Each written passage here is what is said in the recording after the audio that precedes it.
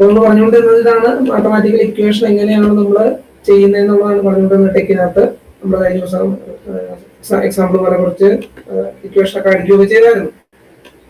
അപ്പൊ നമ്മൾ പറഞ്ഞു എന്താണ്, നിങ്ങൾക്ക് ഒരു ഇതാണെങ്കിൽ, ഒരു ഇൻലൈൻ ഇക്വേഷൻ ആണെങ്കിൽ, ഇൻലൈൻ ഇക്വേഷൻ ഞാൻ പറഞ്ഞു നമ്മുടെ മാറ്ററിന്റെ ഉള്ളിൽ തന്നെ ആ ലൈനിൽ കൂടെ തന്നെ പോകുന്ന ഇക്വേഷൻ, പ്രത്യേകിച്ച് സെപ്പറേറ്റ് ഇക്വേഷൻ അല്ല, ലൈനിൽ തന്നെ വരേണ്ട ഇക്വേഷൻ ആണെങ്കിൽ നമ്മൾ ഇൻലൈൻ ഇക്വേഷൻ എന്ന് പറയുന്നു. ഇൻലൈൻ ഇക്വേഷൻ ആണെങ്കിൽ നിങ്ങൾ ഇതുപോലെ ഒറ്റ ഡോളറിന്റെ ഉള്ളിൽ എൻക്ലോസ് ചെയ്താൽ മതി. ഇക്വേഷൻ നിങ്ങൾ ഒറ്റ ഡോളർ സിമ്പലിന്റെ ഉള്ളിൽ ബിഗിനിങ്ങിൽ എന്തെങ്കിലും എൻക്ലോസ് ചെയ്ത് കഴിഞ്ഞാൽ അത് ഇൻലൈൻ ഇക്വേഷൻ ആയി. ഇനി $1 പകരം $2 ബിഗിനിങ്ങിൽ എന്തെങ്കിലും നമ്മൾ കൊടുത്തു കഴിഞ്ഞാൽ അത് ഇൻലൈൻ അല്ല, കുറച്ചുകൂടി ഹൈലൈറ്റഡ് ഇക്വേഷൻ ആയി. അതായത് സാധാരണ പോലെ ഒരു ലൈനിൽ നിന്ന് വേറിട്ട് നിൽക്കും അത്. ഇനി കുറച്ചുകൂടെ സ്പെസിഫിക് ആയിട്ട് നിങ്ങൾക്ക് നമ്പർ ഇക്വേഷൻ നമ്പറും കൂടെ വേണമെങ്കിൽ നമ്മൾ എന്ത് ചെയ്യണം, ബിഗിൻ ഇക്വേഷൻ എൻഡ് ഇക്വേഷൻ എന്ന് പറയുന്ന എൻവയോൺമെന്റിനകത്ത് ഉള്ളില്ലാത്തത് കൊടുക്കണം. ബിഗിൻ ഇക്വേഷൻ എൻഡ് ഇക്വേഷൻ എന്ന് പറയുന്ന എൻവയോൺമെന്റിന്റെ ഉള്ളിൽ കൊടുത്താലാണ് നമുക്ക് നമ്പേർഡ് ഇക്വേഷൻ കിട്ടുള്ളൂ. ഈ 3 രീതിക്ക് നമുക്ക് ഏത് രീതിക്ക് വേണമെങ്കിൽ നമുക്ക് ഇക്വേഷൻ കൊടുക്കാം. നമ്മുടെ സിറ്റുവേഷൻ വെച്ചിട്ട് ഏത് വേണമെങ്കിലും ഇക്വേഷൻ കൊടുക്കാം. പിന്നെ ഞങ്ങൾ പറയാവുന്ന ഒരു കാര്യമാണ്, ഇപ്പൊ പലപ്പോഴും നമുക്ക് സംശയം തോന്നുന്നു ഓരോ ഇക്വേഷൻ ഒക്കെ അടിക്കുമ്പോൾ ഇന്നതിന്റെ കമാൻഡ് എന്താണ്, അല്ലെങ്കിൽ ഇന്ന സിമ്പലിന്റെ കമാൻഡ് എന്താണെന്ന് അത് വേടി പോയി നോക്കണമെന്നില്ല, ഇവിടെ തന്നെയുണ്ട്. ഇവിടെ നിങ്ങൾ ഈ ടെക്സ്റ്റ് സ്റ്റുഡിയോയുടെ ഇങ്ങേയത്തേക്ക് വന്ന് ഞങ്ങളുടെ ഇവിടെ കുറെ ടാബുകളുണ്ട്. ഈ ലെഫ്റ്റ് സൈഡിൽ അതിൽ ഈ പയ്യുടെ പടമുള്ള ഒരു ടാബ് ഉണ്ട്. ഇവിടെ ഇത് എടുത്തു കഴിഞ്ഞാൽ കണ്ടോ കുറെ കാര്യം അവിടെ ഇത് വരും. ഓപ്പറേറ്റേഴ്സ് എന്തൊക്കെയാണ് അവൈലബിൾ ആയിട്ടുള്ള ഓപ്പറേറ്റേഴ്സ് എന്തൊക്കെയാണ്, ഇത് മാറ്റി കഴിഞ്ഞാൽ നമുക്ക് വേണമെങ്കിൽ ഓപ്പറേറ്റേഴ്സ് ഉള്ള മാറ്റി റിലേഷൻസ് എന്തൊക്കെയാണ്, അങ്ങനെ അതായത് നമുക്ക് അവൈലബിൾ ആയിട്ട് ടെക്കിനകത്ത് നമുക്ക് കൊടുക്കാൻ കഴിയുന്ന സിമ്പലുകളും കാര്യങ്ങളൊക്കെയാണ്. ഗ്രീക്ക് ലെറ്റർ ഏതൊക്കെയാണ്, ഇപ്പൊ ഫോർ എക്സാമ്പിൾ ഗ്രീക്ക് ലെറ്റർ എന്നുള്ളത് ഞാനിവിടെ സെലക്ട് ചെയ്തു. പിന്നെ നേരെ ഫോർ എക്സാമ്പിൾ കാപ്പ എന്ന് പറഞ്ഞ ലെറ്റർ ആണിത്. അപ്പൊ എന്താണ് അതിന്റെ എന്താണ് നമുക്ക് ഉപയോഗിക്കേണ്ട ടെക് കമാൻഡ് നമ്മൾ കാണാൻ വരും. ഫോർ എക്സാമ്പിൾ ഇത് ക്യാപിറ്റൽ ലാംഡയാണ്, അതിന് ഉപയോഗിക്കേണ്ട കമാൻഡ് എന്ന് പറയുന്നത് /ലാംഡ എന്നുള്ളതാണ്. അതിന് ഉപയോഗിക്കേണ്ട കമാൻഡ് എന്നുള്ളത് അവിടെ വരുന്നു. അപ്പൊ ഈ രീതിക്ക് നമുക്ക് എന്ത് അത്യാവശ്യം എഴുതപ്പെട്ട മാത്തമാറ്റിക്കൽ എല്ലാ സാധനങ്ങളുടെയും എന്താണ് നമുക്ക് ടെക്കിൽ ഉപയോഗിക്കേണ്ട കമാൻഡ് എന്താണെന്നുള്ളത് നമുക്ക് ഇവിടുന്ന് തന്നെ കണ്ടുപിടിക്കാൻ സാധിക്കും.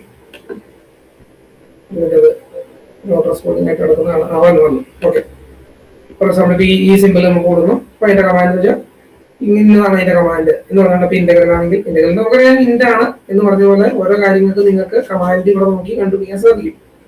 ഒരുവിധപ്പെട്ട എല്ലാ സാധനങ്ങളുടെയും കമാൻഡ് ഇവിടെ നമുക്ക് കിട്ടും. ഏതാ പറയാൻ വിട്ടുപോയതാണ്, വേടി പോയി നോക്കണമെന്നില്ല, ഞാൻ ബൈ ചാൻസ് പറഞ്ഞപ്പോൾ വേടി പോയി നോക്കണമെന്ന് പറഞ്ഞു മാത്രമേ ഉള്ളൂ. ഇനി അപ്പൊ ഇത് ഡിഫോൾട്ട് ആയിട്ട് ഇങ്ങനെ സെക്ഷൻ മോഡിലാണ്. ഈ ഇടതുവശമായിട്ടും ഇടതുവശം കിടക്കുന്ന സാധനത്തിൽ ഇത് സെക്ഷൻ എന്ന് പറഞ്ഞ മോഡിൽ കിടക്കുന്നതാണ്. അപ്പൊ എന്തെല്ലാം സെക്ഷനുകൾ നമ്മൾ പഠിച്ചിരിക്കുന്ന ഡോക്യുമെന്റിൽ എന്തെല്ലാം സെക്ഷനുകൾ ഉണ്ടെന്ന് കാണിക്കുകയാണ് അവിടെ ചെയ്യുന്നത്. ഇനി ഇപ്പൊ നമുക്ക് എന്താണ് ചില സമയങ്ങളിൽ നമുക്കറിയാം നമ്മുടെ ഇക്വേഷൻ ഭയങ്കര ലെങ്തി ഒക്കെ ആകുമ്പോൾ ഭയങ്കര ലെങ്തി ഇക്വേഷൻ ആണെന്ന് വിചാരിക്കുക. അപ്പൊ നമുക്ക് ഉപയോഗിക്കാവുന്ന വേറെ എൻവയോൺമെന്റ് ആണ് ബിഗിൻ മൾട്ടി ലൈൻ എന്ന് പറയും. അതായത് നമ്മുടെ ഇക്വേഷൻ ഒറ്റ ലൈനിലൊന്നും തീരില്ല, ഭയങ്കരമായ ഇക്വേഷൻ ആണെന്നുണ്ടെങ്കിൽ നമുക്ക് വേണമെങ്കിൽ ബിഗിൻ ഇക്വേഷൻ എൻഡ് ഇക്വേഷൻ ഉള്ളിൽ കൊടുക്കുന്നതിന് പകരം begin multi line end multi ലൈനിന്റെ ഉള്ളിൽ കൊടുക്കാം. ഇവിടെ കൊടുത്തിരിക്കുന്ന പോലെ ഫോർ എക്സാമ്പിൾ നിങ്ങൾക്ക് വലിയ ഇക്വേഷൻ ആണ്, ഞാൻ ചുമ്മാ ഡെമ്മി ആയിട്ട് അടിക്കുന്ന കേട്ടോ, ഇക്വേഷൻ ഒന്നും അല്ല, ചുമ്മാ ഇക്വേഷൻ പോലെ ഇരിക്കുന്ന ഒരു സാധനം അടിക്കുകയാണ്. വലിയ ഇക്വേഷൻ ആണ് ഇത് ഈക്വൽ ടു. അപ്പൊ നമുക്കറിയാം ഇതിപ്പോ നോർമലി ഞാനൊരു ബിഗിൻ ഇക്വേഷൻ എൻഡ് ഇക്വേഷൻ കൊടുത്തു കഴിഞ്ഞാൽ മൊത്തം പൊട്ടിപ്പൊളിഞ്ഞ് പോകും, കാരണം ഭയങ്കര ലെങ്തി ഇക്വേഷൻ ആണിത്. അപ്പൊ ഈ ബിഗിൻ മൾട്ടിലൈൻ എൻഡ് മൾട്ടിലൈൻ ആണെങ്കിൽ എന്താ പോകുന്നത് വെച്ച് കഴിഞ്ഞാല് എവിടെ വെച്ചാണോ ഇത് എനിക്ക് സ്വാഭാവികമായിട്ട് എന്തായാലും നിർബന്ധമായിട്ട് ഇത് 2 ലൈനിലേക്ക് കൊണ്ടുവരേണ്ടി വരും, മറ്റു ലൈനിൽ ഇത് കൊള്ളില്ല. എവിടെ വെച്ചാണോ എനിക്ക് ഇത് രണ്ടാമത്തെ ലൈനിലേക്ക് കൊണ്ടുവരേണ്ടത് അതിന് മുമ്പ് ഞാൻ ഇങ്ങനെ ഒരു ഡബിൾ സ്ലാഷ് ഇട്ട് കഴിഞ്ഞാൽ പിന്നെ വരുന്ന കാര്യങ്ങളൊക്കെ ഓട്ടോമാറ്റിക്കലി അടുത്ത ലൈനിലേക്ക് വന്നോളൂ. അപ്പൊ അങ്ങനെ നമുക്ക് അതിന്റെ ആ ഇക്വേഷന്റെ ഒരു പ്രശ്നങ്ങളൊക്കെ പരിഹരിക്കാൻ സാധിക്കും. വലിയ ലെങ്തി ആയിട്ടുള്ള ഇക്വേഷൻ ആണെങ്കിൽ നമുക്ക് ആ പ്രശ്നം പരിഹരിക്കാൻ പറ്റും മൾട്ടിലൈൻ എന്ന് പറയുന്ന എൻവയോൺമെന്റ് ഉപയോഗിച്ചുകൊണ്ട്. നോക്കിയാൽ കാണാൻ കഴിയുന്നുണ്ടോ അത് വന്നിരിക്കുന്ന നോക്കിയേ. ഇപ്പൊ നോർമലി ഞാൻ ബിഗിൻ ഇക്വേഷൻ എൻഡ് ഇക്വേഷൻ ആണെങ്കിൽ ഇത് ഒരിക്കലും ഇത് പുറത്തോട്ട് ഓവർഫ്ലോ എന്ന് പറയാം, ഓവർഫ്ലോ ആയിട്ട് പോകുള്ളൂ, കാരണം ഒരു ലൈനിൽ കൊള്ളാവുന്ന സാധനം അല്ല ഉള്ളൂ ഇത്. പക്ഷെ ഈ മൾട്ടി ലൈൻ ആകുമ്പോൾ എന്താണ് എവിടെയെങ്കിലും ചെറിയ ഇക്വേഷൻ അടുത്ത ലൈനിലേക്ക് ഇറക്കണമെങ്കിൽ അതിന് മുമ്പ് ഞാൻ ഈ ഡബിൾ സ്ലാഷ് അത് ബിഗിൻ മൾട്ടിലൈൻ എൻഡ് മൾട്ടിലൈൻ കൊടുത്തു. ആ എൻവയോൺമെന്റിന്റെ ഉള്ളിൽ എവിടെ വെച്ചാണോ എനിക്ക് ഈ പുതിയ ലൈനിലേക്ക് ഇതിനെ ഇറക്കേണ്ടത് അവിടെ വെച്ച് ഞാനിങ്ങനെ ഡബിൾ സ്ലാഷ് കൊടുത്ത ആ ഭാഗം മുതൽ ഇറങ്ങി വരും, പുതിയ ലൈനായിട്ട് ഇറങ്ങി വരും. അങ്ങനെ ഒരു ഓപ്ഷൻ ഉണ്ട്, അത് ഒന്നാമത്തെ ഓപ്ഷൻ. അതായത് ഇപ്പൊ ഒറ്റ ഇക്വേഷൻ ഉണ്ട്, ഭയങ്കര ലെങ്തി ആയിട്ട് ഇക്വേഷൻ ആണ്, അതിങ്ങനെ ഇറക്കാനാണെങ്കിൽ ഇങ്ങനെ ചെയ്താൽ മതി. ഇനി സപ്പോസ് നമുക്ക് പലപ്പോഴും വലിയ വലിയ പ്രൂഫുകളൊക്കെ നമ്മൾ എഴുതുമ്പോൾ നമുക്കറിയാമല്ലോ മൾട്ടിപ്പിൾ സ്റ്റെപ്പ് ആയിട്ടാണ് നമ്മൾ എഴുതുന്നത്. നമുക്കറിയാം LHS നമ്മൾ തുടങ്ങുന്നു A+B² ഈക്വൽ ടു ആദ്യത്തെ സ്റ്റെപ്പില് A+B ഇൻറ്റു A+B എഴുതും, അടുത്ത സ്റ്റെപ്പില് which is equal to A square plus അങ്ങനെ ഇത് എഴുതും. വിച്ച് ഈസ് അഗെയിൻ ഈക്വൽ, അങ്ങനെ 3-4 സ്റ്റെപ്പ് ആയിട്ടായിരിക്കും നമ്മുടെ ഒരു പ്രൂഫ് ഒക്കെ വരുന്നത്, അല്ലെങ്കിൽ ഒരു എക്സ്പ്രഷൻ എക്സ്പാൻഡ് ചെയ്ത് വരുന്നത്.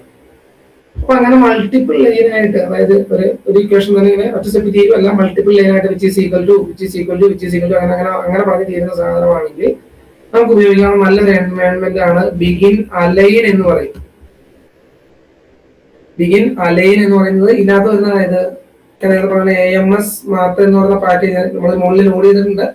AMS മാത്ത് എന്ന് പറയുന്ന പാക്കേജ് യൂസ് ചെയ്തിട്ടുണ്ട്. ആ പാക്കേജിൽ വരുന്ന ഒരു എൻവയോൺമെന്റ് ആണ് ഈ ബിഗിൻ അലൈൻ എന്ന് പറയുന്നത്. ബിഗിൻ അലൈനിൽ ഇപ്പോൾ എന്താണെന്ന് വെച്ചിട്ടുണ്ടെങ്കിൽ, ഫോർ എക്സാമ്പിൾ ഞാനിപ്പോൾ പറഞ്ഞ എക്സാമ്പിൾ വെച്ച് ഞാൻ ചെയ്യാം.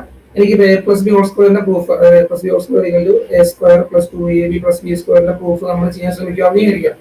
ഇപ്പൊ സ്വാഭാവികമായിട്ട് LHS എന്താണ്? A plus B whole square equal to first ലൈനിൽ എനിക്ക് വേണ്ടത് ഇതാണ്. എന്ത്? ഇതിനാദ്യം A plus B into A plus B എഴുതുന്നു. അതിനാണല്ലോ ഇതിന് പ്രൂവ് ചെയ്യുന്നത്. A plus B into A plus B, ഇതാണ് എന്റെ ഫസ്റ്റത്തെ സ്റ്റെപ്പ്. ഇനിയിപ്പോ എനിക്ക് വേണ്ടതെന്ന് പറയുന്നത് അടുത്ത സ്റ്റെപ്പിൽ ഇനി എന്ത് വേണം? LHS റിപ്പീറ്റ് ചെയ്യണം. നമുക്കറിയാം LHS നമ്മൾ ഒരു സമയം എഴുതുന്നു. A plus B whole square equal to ഇത് which is again equal to ഇത്, അങ്ങനെയാണ് എഴുതി പോകുന്നത്. അപ്പൊ നമുക്ക് ചെയ്യാവുന്ന ഒരു കാര്യം, അപ്പൊ അങ്ങനെ ഒരു കാര്യമുണ്ട്. നമ്മൾ നേരത്തെ പറഞ്ഞ നമ്മൾ ഒരു സയന്റിഫിക് ഡോക്യുമെന്റ് ഉണ്ടാക്കുമ്പോൾ ഇത് അലൈൻഡ് ആയിട്ട് വരണം. ചുമ്മാ മുകളിലത്തെ സ്റ്റെപ്പും താഴത്തെ, അതായത് അങ്ങനെ ഞാൻ എഴുതി വരുമ്പം ഈ ഈക്വൽ ടു ആയിട്ട് അലൈൻ ചെയ്ത് വരണം. കാരണം അടുത്ത സ്റ്റെപ്പിൽ എന്തില്ല? LHS ഇല്ല, RHS മാത്രമേ ഉള്ളൂ. അടുത്ത സ്റ്റെപ്പിൽ ഞാൻ ഇനി again which is equal to എന്ന് പറയുന്നതാണ് അടുത്തത് വരാൻ പറയേണ്ടത്. അപ്പൊ ഈക്വൽ ടുകളെല്ലാം അലൈൻഡ് ആയിട്ട് കിടക്കണം. അപ്പൊ അതിന് ഉപകാരപ്പെടുന്ന സാധനമാണ് ഈ ബിഗിൻ അലൈൻ എന്ന് പറയുന്നത്. ഞാൻ എന്ത് ചെയ്യണം എന്ന് വെച്ച് കഴിഞ്ഞാല് A plus B whole square കഴിഞ്ഞിട്ട് എനിക്കറിയാം ഈക്വൽ ടു വെച്ചിട്ടാണ് ഞാൻ അലൈൻ ചെയ്യേണ്ടതെന്ന് എനിക്ക് മനസ്സിലായി. അവിടെ ആൻഡ് സിമ്പിൾ ഇടും. ആംപർസാൻഡ് എന്നാണ് അതിന്റെ കറക്റ്റ് പേര്, ആൻഡ് സിമ്പിൾ. ഇനി അടുത്ത ലൈനിലേക്ക് വരാറാവുമ്പോൾ എന്ത് ചെയ്യും? ഞാൻ ന്യൂ ലൈൻ കൊടുക്കും. ഞാൻ കഴിഞ്ഞ ദിവസം പറഞ്ഞ ന്യൂ ലൈൻ ക്യാരക്ടർ ആണ് ഈ പറയുന്ന ഡബിൾ സ്ലാഷ് എന്ന് പറയുന്നത്. താഴത്തേക്ക് ഇറങ്ങി ആൻഡ് കൊടുത്തു. അപ്പൊ ആൻഡിന്റെ അലൈൻമെന്റിന്റെ ഒരു ആങ്കർ പോലെയാണ് വർക്ക് ചെയ്യുന്നതാണ്. ആൻഡ് വെച്ചുകൊണ്ട് അത് അലൈൻ ചെയ്തെടുക്കും. ആൻഡിന് മുമ്പുള്ള കാര്യങ്ങളെല്ലാം ഇപ്പുറത്തേക്കും, ആൻഡിന് കഴിഞ്ഞിട്ടുള്ള കാര്യങ്ങളെല്ലാം അപ്പുറത്തേക്കും എന്നുള്ള രീതിക്കാണ് അതിന്റെ അലൈൻമെന്റ് വരുന്നത്. അപ്പൊ ഇനി അടുത്ത സ്റ്റെപ്പിൽ എനിക്ക് ആൻഡിന് മുമ്പിലേക്കൊന്നും വേണ്ട, ആൻഡ് കഴിഞ്ഞിട്ട് മതിയല്ലോ. അപ്പൊ അതുകൊണ്ട് ഞാൻ ആൻഡ് കഴിഞ്ഞിട്ടുള്ള കാര്യം which is equal to multiply ചെയ്യണം. A സ്ക്വയർ പ്ലസ് മൾട്ടിപ്ലിക്കേഷൻ അല്ല, AB plus BA plus B square ആണ് മൾട്ടിപ്ലൈ ചെയ്ത് വരുന്നത്. അപ്പൊ വേണമെന്ന് റൺ ചെയ്ത് നോക്കാം. ഇതിനുള്ള ഔട്ട്പുട്ട് എന്താണെന്ന് നമുക്ക് റൺ ചെയ്ത് നോക്കാം. ഇപ്പൊ first step A plus B whole square equal to A plus B into A plus B ആണ് equation number 1, which is again equal to A square plus AB plus BA. നമുക്കറിയാം A plus B into C plus B എന്ന് പറഞ്ഞാൽ AC AD BC BD അങ്ങനെ multiply ചെയ്യുന്നത് അങ്ങനെയാണ്. അപ്പൊ ആ രീതിക്ക് നമ്മൾ 4 ടേംസ് വരും. അത് ഇക്വേഷൻ നമ്പർ 2. ഇനി അടുത്ത സ്റ്റെപ്പിലേക്ക് വരുമ്പോൾ അത് വീണ്ടും സിംപ്ലിഫൈ ചെയ്യുന്നത്. അപ്പൊ കാര്യം നിങ്ങൾക്ക് മനസ്സിലായി. അപ്പൊ എന്റെ കറക്റ്റ് ഇതിനകത്ത് പോകുന്നില്ല. എന്താണ് അതിന്റെ മാത്തമാറ്റിക്സ് നമുക്ക് പ്രശ്നമല്ല. ഇനി അതിനെ സിംപ്ലിഫൈ ചെയ്യുമ്പോൾ നമുക്ക് മനസ്സിലായി A square plus 2 times AB plus B square എന്ന് കൊടുത്തു.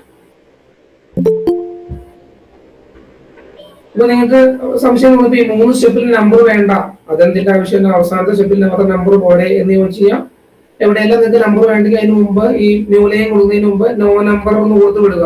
No number. അടുത്ത ലൈനിൽ നിങ്ങൾക്ക് നമ്പർ വേണ്ടെങ്കിൽ നോ നമ്പർ. അവസാനം മാത്രം നമ്പർ മതി എന്നുണ്ടെങ്കിൽ അവസാനം മാത്രം നിങ്ങൾ നോ നമ്പർ കൊടുത്ത് വിട്ടാൽ മീൻസ് നമ്പർ കൊടുക്കാതെ ഇരുന്നാൽ മതി. ബാക്കി എല്ലാവർക്കും നോ നമ്പർ കൊടുത്ത് വിടുക. അപ്പം അവസാനത്തേന് മാത്രം നമ്പർ വരും. നമുക്കറിയാം എല്ലാ സ്റ്റെപ്പിലും നമ്പർ വേണ്ടല്ലോ, അവസാനത്തെ എക്സ്പ്രഷൻ നമ്പർ മതിയല്ലോ. അപ്പൊ അതുകൊണ്ട് അങ്ങനെ ചെയ്യാം. ഈ രീതിക്ക് ബിഗിൻ ലൈൻ എൻഡ് ലൈൻ ഉപയോഗിച്ച് നമുക്ക് ഒരു എന്താ പറയുന്ന ഒരു നമ്പർ ഓഫ് ഇക്വേഷൻസ്, അതായത് ഇതുപോലെ പ്രൂഫിലൊക്കെ വരുന്ന ഇതിനൊക്കെ പ്രൂവ് ചെയ്യുമ്പോഴാണ് അധികം ഇങ്ങനെ വരുന്നത്.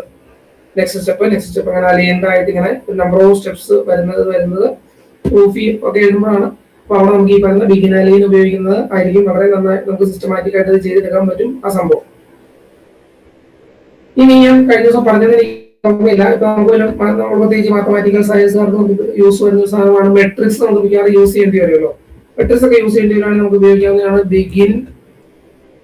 പലതും ഉണ്ട് കേട്ടോ. മെട്രിക്സ് ഉപയോഗിക്കുകയാണെങ്കിൽ ഇതേ ലോജിക്ക് തന്നെയാണ്. ഞാൻ ഓൾറെഡി പറഞ്ഞു എനിക്ക് തോന്നുന്നു ഏതൊരു ക്ലാസ്സില്.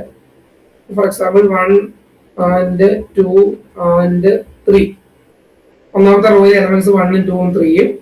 അപ്പൊ ഇത് മൊത്തത്തിലേക്ക് നമ്മൾ ഇക്വേഷൻ എൻവയോൺമെന്റിൽ ഇടേണ്ടി വരും. നിലവിൽ ഇക്വേഷൻ എൻവയോൺമെന്റിൽ അല്ല കിടക്കുന്നത്, അതിന് ചിലപ്പോൾ എറർ വരും. ഞാൻ കാണിച്ചു തരാം. എന്നാലും രണ്ടാമത്തെ റോ എന്ന് പറയുന്നത് 4, 5, 6. ഇപ്പൊ 2 റോയൊന്നും ആയിരിക്കും കാലം. കാരണം വേറെ ഒന്നുമല്ല, ഇത് നമ്മളൊരു ഇക്വേഷൻ എൻവയൺമെന്റിന്റെ ഉള്ളിൽ കൊടുക്കണം. കാരണം മെട്രിക്സ് എന്ന് പറയുന്ന മാത്തമാറ്റിക്കൽ സാധനം ആയതുകൊണ്ട് ഇക്വേഷൻ എൻവയൺമെന്റിന്റെ ഉള്ളിൽ കൊടുക്കണം. അപ്പം ഞാൻ നേരത്തെ പറഞ്ഞ തന്നെ $1 ഉള്ളിൽ കൊടുത്തു കഴിഞ്ഞാൽ ഇൻലൈൻ രീതിയിൽ വർക്ക് ചെയ്യും. $2 ഉള്ളിൽ കൊടുത്തു കഴിഞ്ഞാൽ അത് എംഫസൈസ് ചെയ്ത് സെന്റേഡ് ആയിട്ട് വരും.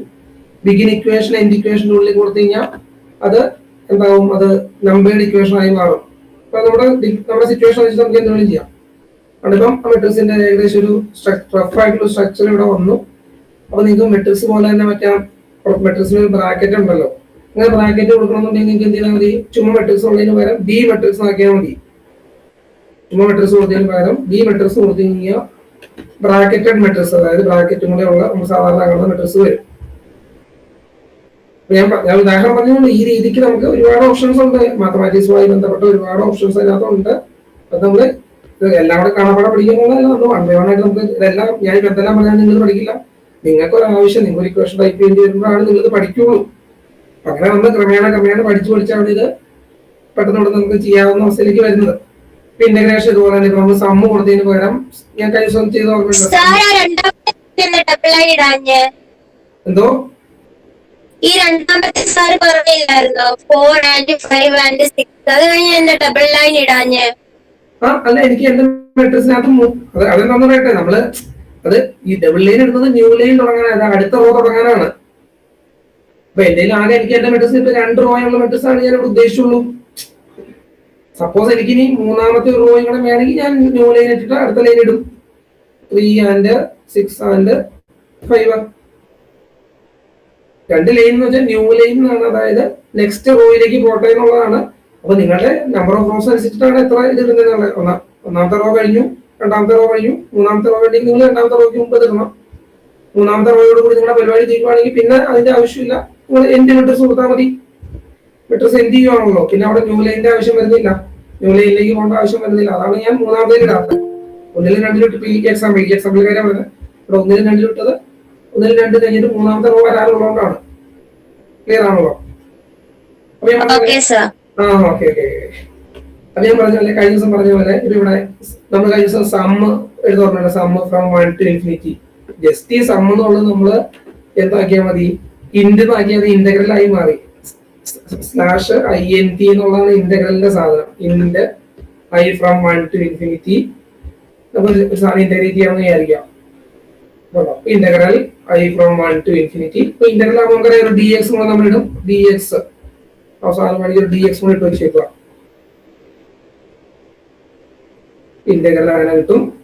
ഇനി പറഞ്ഞാൽ നിങ്ങൾക്ക് ഏതെങ്കിലും സിമ്പിളിന്റെ സംശയം ഉണ്ടെങ്കിൽ ഇവിടെ വന്നിട്ട് ഇങ്ങനെ സൈഡിൽ വന്നിട്ട് ഇവിടെ നോക്കിയിട്ട് എന്താണ് അതിന് വേണ്ടത്. ഫോർ എക്സാമ്പിൾ നമുക്ക് ഞാൻ ചിലത് പെട്ടെന്ന് നമുക്ക് യൂസ് ചെയ്യുന്ന ചിലത് ഞാൻ കാണിച്ചു തരാം. അവിടെ നോക്കാണ്ട് ഞാൻ കാണിച്ചു തരാം. ഇപ്പൊ ഉദാഹരണത്തിന് പലപ്പോഴും നമുക്ക് എന്ത് ചെയ്യേണ്ടി വരും, പ്ലസ് ഓർ മൈനസ് ഇടേണ്ടി വരുമല്ലോ. പ്ലസ് ഓർ മൈനസിന്റെ കമാൻഡ് എന്ന് പറയുന്നത് /PM ആണ്. പ്ലസ് ഓർ മൈനസ് പലപ്പോഴും നമുക്ക് 2 സ്ലാഷ് വേണ്ട, 1 സ്ലാഷ് മതിട്ടോ. /PM എന്ന് പറഞ്ഞാൽ പ്ലസ് ഓർ മൈനസ് ആണ്. അത് പലപ്പോഴും ഇടേണ്ടി വരുമല്ലോ. -b plus or minus square root of. Square റൂട്ടിന്റെ കമാൻഡ് എന്ന് പറയുന്നത് SQ ആണ്. പ്ലസ് ഓർ മൈനസ് വന്നു. സ്ക്വയർ റൂട്ടിന്റെ കമാൻഡ് എന്ന് പറഞ്ഞാൽ SQRT ആണ്. SQRT അത് എഴുതപ്പെട്ട എല്ലാ ഇതിനകത്തും SQRT തന്നെയാണ് സ്ക്വയർ റൂട്ടിന്റെ കമാൻഡ് വരുന്നത്. SQRT അത് വേറെ ഒന്നല്ല, നമ്മൾ സംതിങ്ങിന്റെ സ്ക്വയർ റൂട്ട് ആണ് എടുക്കുന്നത്. അപ്പൊ സ്ക്വയർ റൂട്ട് ഓഫ് ബ്രാക്കറ്റിൽ നമ്മൾ കൊടുക്കണം. For example square root of x എന്ന് പറഞ്ഞാൽ സ്ക്വയർ റൂട്ട് ഓഫ് x ബ്രാക്കറ്റിൽ ഡബിൾ ബ്രാക്കറ്റിന്റെ ഉള്ളിൽ നമ്മൾ കൊടുക്കണം. അല്ലെങ്കിൽ അത് ഓഫ് ആയിട്ട് നിൽക്കുവാണല്ലോ SQRT, അതുകൊണ്ടാണ്. അപ്പൊ സ്ക്വയർ റൂട്ട് ഓഫ് x ഈ രീതിക്ക് നമുക്ക് സാധാരണ നമ്മൾ കോമൺ സെൻസിൽ നിരക്കുന്ന കാര്യങ്ങളാണ് ഇവിടെ വരുള്ളൂ. സാധാരണ എന്താണ് നമ്മൾ അതിനെ വായിക്കുന്നത് ഏകദേശം അതുമായിട്ട് സിമിലർ ആയിട്ടുള്ള ആർഗ്യുമെന്റ് ആയിരിക്കും അതിന് വരുള്ളൂ. അപ്പൊ ആ ഒരു ലോജിക്ക് നമ്മൾ ചെയ്ത് വെച്ചാൽ മതി. ഫോർ എക്സാമ്പിൾ നമുക്ക് പലപ്പോഴും ഈഫ് ആൻഡ് ഓൺലി ഈഫ് അങ്ങോട്ടും ഇങ്ങോട്ടുള്ള ഒരു ആരോ ഉണ്ടല്ലോ. അപ്പൊ if IFF if and only ഈഫിന്റെ സിമ്പൽ അതാണ്. /IFF അടിച്ചു കഴിഞ്ഞാൽ ഡബിൾ സൈഡഡ് ആരോ അങ്ങോട്ടും ഇങ്ങോട്ടും ഈ ആരോ വരും. അതല്ല 1 സൈഡഡ് ആരോ മതി എന്നുണ്ടെങ്കിൽ റൈറ്റ് ആരോ /റൈറ്റ് നമ്മൾ അടിക്കുമ്പോൾ തന്നെ ഹെൽപ്പ് വരുന്നുണ്ട് മുകളില്. അപ്പൊ അത് നോക്കി നമുക്ക് മനസ്സിലാക്കാനും പറ്റും. റൈറ്റ് ആരോ കൊടുത്തു കഴിഞ്ഞാൽ 1 സൈഡ് അങ്ങോട്ട് മാത്രമുള്ള ആരോ.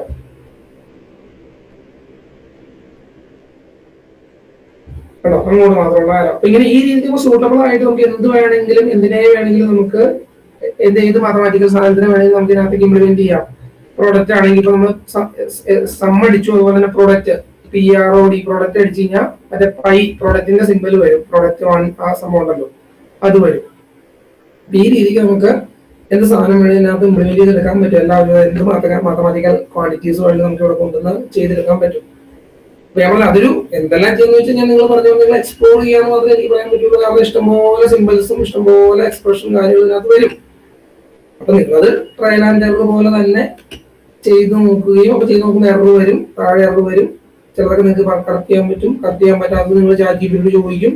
ChatGPT പറയും ഇന്ന കാരണം എന്ന് പറയും. അങ്ങനെ പറഞ്ഞ് നമ്മൾ അങ്ങനെയാണ് ഇത് സ്കില്ലാണല്ലോ. സ്കില്ല് നിങ്ങൾ ഡെവലപ്പ് ചെയ്യാനായിട്ട് നിങ്ങളൊന്ന് കുറച്ച് ശ്രമിക്കണം. ഞാൻ കഴിഞ്ഞ ദിവസം പറഞ്ഞത് ചുമ്മാ എന്തെങ്കിലും ഒരു സാർ കഴിഞ്ഞ ദിവസം അസൈൻമെന്റ് പറഞ്ഞാണല്ലോ, ഞാൻ കഴിഞ്ഞ ദിവസം കാണിച്ച ഡോക്യുമെന്റ് നിങ്ങളൊന്ന് റീപ്രൊഡ്യൂസ് ചെയ്യാൻ സാറിന് ഞാൻ പറഞ്ഞായിരുന്നു ഒരു അസൈൻമെന്റ് പോലെ. അതിന്റെ ഉദ്ദേശം ഇതാണ്, നമ്മളിത് എന്തെങ്കിലും ചെയ്ത് തുടങ്ങിയാൽ ഇത് ചെയ്യുള്ളൂ, അല്ലെങ്കിൽ ഒരിക്കലും ചെയ്യില്ല. അത് ഞാൻ എല്ലാം അറിയാൻ നമുക്ക് തോന്നുന്നല്ലാതെ ഇത് ചെയ്യില്ല. ഇതാണ് അതിന്റെ ഇക്വേഷനുമായി ബന്ധപ്പെട്ട് എനിക്ക് ഒരു ഓവർവ്യൂ പറയാനുള്ളത്. ഈ രീതിയിലെല്ലാം നമുക്ക് ഇക്വേഷൻ ചെയ്തെടുക്കാൻ പറ്റും എന്നുള്ളതാണ് അതായത് മനസ്സിലാക്കുന്നത്. ഇനി നമ്മൾ അടുത്തൊരു ഘട്ടത്തിലേക്ക് എടുക്കുകയാണ്. ഇപ്പൊ നമ്മൾ അത്യാവശ്യം കുറെ കാര്യങ്ങൾ ഞാൻ പെട്ടെന്ന് ഓവർവ്യൂ പറയാം. നമ്മൾ ഡോക്യുമെന്റ് ഒരു ആർട്ടിക്കിൾ ഉണ്ടാക്കാൻ പഠിച്ചു. അതിന്റെ എന്താണ് അതിനകത്ത് എങ്ങനെ എന്താണ് ഈ ലിസ്റ്റ് നമുക്കറിയാം. ബിഗിൻ ഐറ്റമൈസ് എൻഡ് ഐറ്റമൈസ് വെച്ചിട്ട് ലിസ്റ്റുകൾ ഉണ്ടാക്കാൻ പഠിച്ചു. ബിഗിൻ എന്യൂമറേറ്റ് എൻഡ് എന്യൂമറേറ്റ് കൊടുത്തിട്ട് നമ്പേർഡ് ലിസ്റ്റ് 1 2 3 നമ്പേർഡ് ലിസ്റ്റ് ഉണ്ടാക്കാൻ പഠിച്ചു. ടേബിൾ എന്ന് പറയുന്ന ബിഗിൻ ടേബിൾ എൻഡ് ടേബിൾ ഉപയോഗിച്ച് ടേബിൾ എങ്ങനെ ക്രിയേറ്റ് ചെയ്യാം എന്നുള്ളതിന്റെ ഒരു പഠിച്ചു എന്ന് ഞാൻ പറയുന്നില്ല കേട്ടോ. അത് ഞാൻ പറയാം ഒരു ഓവർവ്യൂ. നമുക്ക് ഇത്രയും ലിമിറ്റഡ് ടൈമിൽ ഓൺലൈൻ ഇതിനകത്ത് കൂടുതൽ പഠിക്കാനുള്ള നമുക്കറിയാലോ പ്രായോഗികമായിട്ട് പല ബുദ്ധിമുട്ടുണ്ട്. ഇത് ഞാൻ ഒരു ഓവർവ്യൂ തന്നു. ഇനി നിങ്ങൾക്ക് ആ ഓവർവ്യൂ ഉപയോഗിച്ചുകൊണ്ട് നിങ്ങൾക്ക് അത് ഡെവലപ്പ് ചെയ്ത് കൊണ്ടുപോകാൻ പറ്റും. ബിഗിൻ ടേബിൾ എൻഡ് ടേബിൾ വെച്ച് ടേബിൾ ഇൻസേർട്ട് ചെയ്യാമെന്ന് പറഞ്ഞു. ബിഗിൻ ഫിഗർ എൻഡ് ഫിഗർ വെച്ചിട്ട് ഫിഗറുകൾ ഇമേജുകൾ ഇതിനകത്തേക്ക് ഇൻസേർട്ട് ചെയ്യാമെന്ന് പറഞ്ഞു.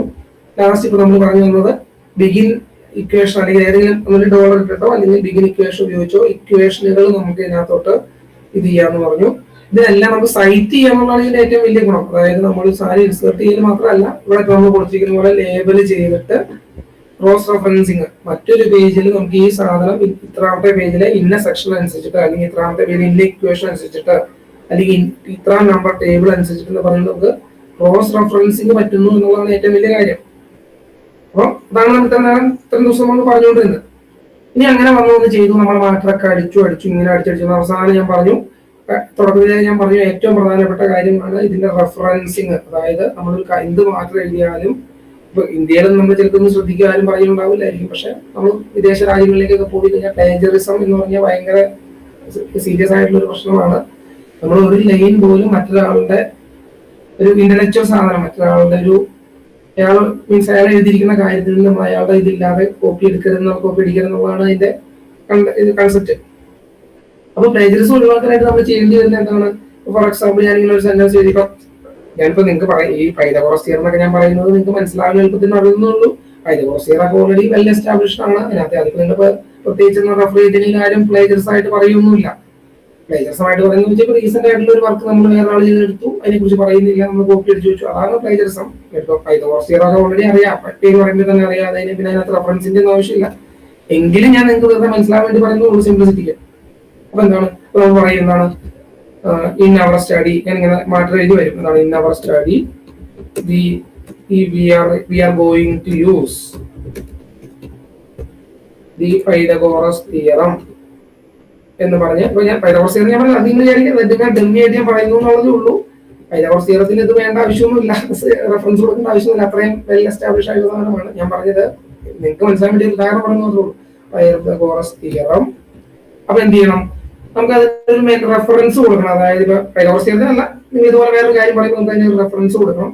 റെഫറൻസ് കൊടുക്കാനായിട്ട് നമ്മൾ എന്ത് ചെയ്യണം, അവിടെ നമ്മൾ പല മെത്തേഡ് ഉണ്ടോ റെഫറൻസിന്. ചിലപ്പോൾ എന്താണ് നമ്പർ പറയും, അതായത് നമ്മൾ താഴെ ഇതിന്റെ ഏറ്റവും അവസാനം ഇതിന്റെ താഴെ റെഫറൻസ് എന്ന് പറഞ്ഞാൽ 1 2 3 എക്സെട്ര എന്ന് പറഞ്ഞ് ഇത് ലിസ്റ്റ് ചെയ്യും ഓരോ റെഫറൻസുകൾ. അപ്പോൾ പല സ്റ്റൈലിൽ നമുക്കിത് ഇവിടെ ഇതിന്റെ ഉള്ളിൽ സൈറ്റ് ചെയ്യാം. അല്ലെങ്കിൽ ഇവിടെ നമുക്ക് ആ റെഫറൻസിന്റെ നമ്പർ മാത്രം പറഞ്ഞാൽ മതി. താഴത്തെ റെഫറൻസ് ലിസ്റ്റിൽ വരുന്ന റെഫറൻസ് എത്രാമത്തെയാണെന്ന് മാത്രം ഇവിടെ പറഞ്ഞാൽ മതി. അല്ലെങ്കിൽ അത് നമ്മൾ എന്തിനാണ് ഇത് ചെയ്യുന്നത്, മീൻസ് എന്തിനു വേണ്ടിയാണ് ചെയ്യുന്നതെന്നുള്ളതിന്റെ അവരുടെ സ്റ്റൈല് പോലെ ഇരിക്കും. ചില ബുക്കുകളിലൊക്കെ അങ്ങനെ നമ്പർ മാത്രമേ ഇവിടെ പറയുള്ളൂ. അതായത് നമ്മുടെ റെഫറൻസ് ലിസ്റ്റിൽ കിടക്കുന്ന ഒന്നാമത്തെ ഐറ്റം ആണ് ഇവിടെ വരുന്നതെന്ന് പറഞ്ഞാൽ അങ്ങനെ പറയും.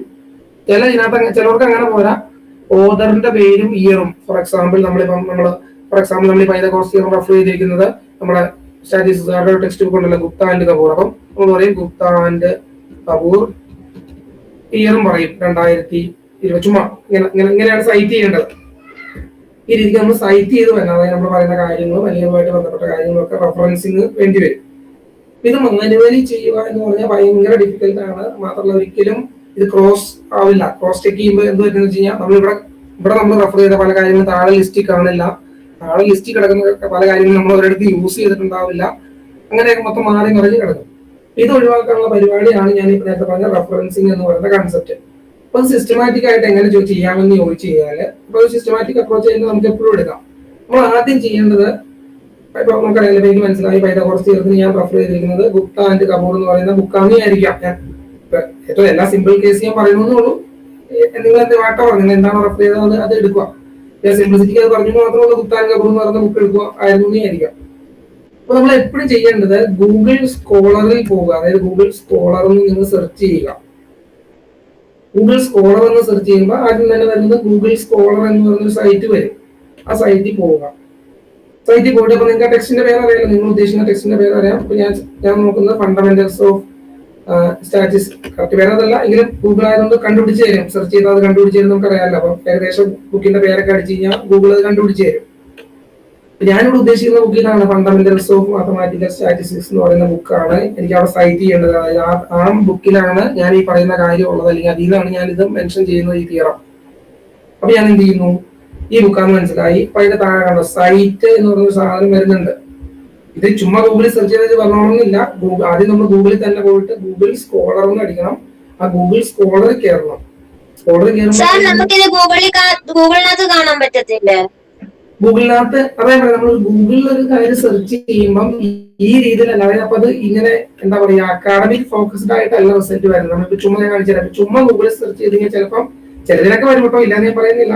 കാരണം ഗ്യാരണ്ടീഡ് അല്ല, നമുക്ക് ഇങ്ങനെ വരുള്ളൂ ചുമ്മാ. അതായത് എങ്ങനെയാണോ സാധാരണ ഒരു സാധനം വരുന്നത് അതുപോലെ വരുള്ളൂ. പക്ഷെ അതേസമയം നമ്മൾ ഈ ഗൂഗിൾ സ്കോളറിൽ കയറിയിട്ട് ഒരു കാര്യം സെർച്ച് ചെയ്താൽ ഗൂഗിളിന് അറിയാം, അക്കാഡമിക് പർപ്പസിനാണെന്ന് അറിയാവുന്നത് കൊണ്ട് എല്ലാം നമുക്ക് സൈറ്റ് ചെയ്യാൻ പാകത്തിനും അല്ലെങ്കിൽ നമുക്ക് അക്കാഡമിക് രീതിയിലുള്ള കാര്യങ്ങൾ അതിനകത്ത് വരുള്ളൂ. അപ്പൊ നമ്മൾ ഗൂഗിൾ സ്കോളറിൽ പോയിട്ടാണ് ഇങ്ങനത്തെ അക്കാഡമിക് കാര്യങ്ങൾക്കൊക്കെ റെഫറൻസ് ഒക്കെ നമ്മൾ ചെക്ക് ചെയ്യുമ്പോൾ ഗൂഗിൾ സ്കോളറിൽ അതല്ല നമുക്ക് ഒരുപാട് ഓപ്ഷൻസും ഉണ്ട് ഇവിടെ. ഏത് കൊല്ലത്തെയാണ് ഉദാഹരണം നിങ്ങൾക്ക് ഇപ്പൊ ബിഗിനർ എന്നുള്ള നിലയ്ക്ക് നിങ്ങൾക്ക് ഇതൊന്നും വലിയ ആവശ്യം വരില്ല ഏത് ഇയർ എന്നൊക്കെ ഉള്ളത്. നമ്മളെപ്പോലെ റിസർച്ച് ഒക്കെ ചെയ്യുന്നവരാണെങ്കിൽ നമുക്ക് വേണം എന്താണ് 2025 ശേഷം വന്ന ഇത് മതി, അല്ലെങ്കിൽ അങ്ങനെ നമുക്ക് ഇത് കസ്റ്റമൈസ് ഒക്കെ ചെയ്യാൻ ഓപ്ഷൻ ഇവിടെ ഉണ്ട്. എനിവേ നമ്മൾ അങ്ങനെ ഗൂഗിൾ സ്കോളറിൽ പോയിട്ട് നമ്മുടെ ബുക്കിന്റെ പേര് സെർച്ച് ചെയ്യുന്നു. അപ്പൊ ഇവിടെ കണ്ടോ, ഫോർ എക്സാമ്പിൾ ഈ ബുക്കാണ് ഞാൻ ഉദ്ദേശിച്ചത് ആയിരിക്കാം. അപ്പൊ അതിന്റെ താഴെ സൈറ്റ് എന്ന് പറയുന്ന സാധനം വരും. സൈറ്റ് എടുക്കുക. സൈറ്റേഷന് പല രീതിയുണ്ട് കേട്ടോ. അതായത് വേറെ ഒന്നല്ല നമ്മൾ അവസാന റെഫറൻസ് വരുമ്പം പല ഇതുണ്ട്. ഫോർ എക്സാമ്പിൾ APA എന്ന് പറഞ്ഞ ഒരു സ്റ്റൈലാണ്. അതായത് അമേരിക്കൻ സൈക്കോളജിക്കൽ അസോസിയേഷന്റെ ഷോർട്ട് ഫോമാണ് ഈ APA എന്ന് പറയുന്നത്. അത് വിട്, അതിനെ കുറിച്ച് പറയുന്നത് അവരുടെ സൈറ്റേഷൻ സ്റ്റൈലാണ്.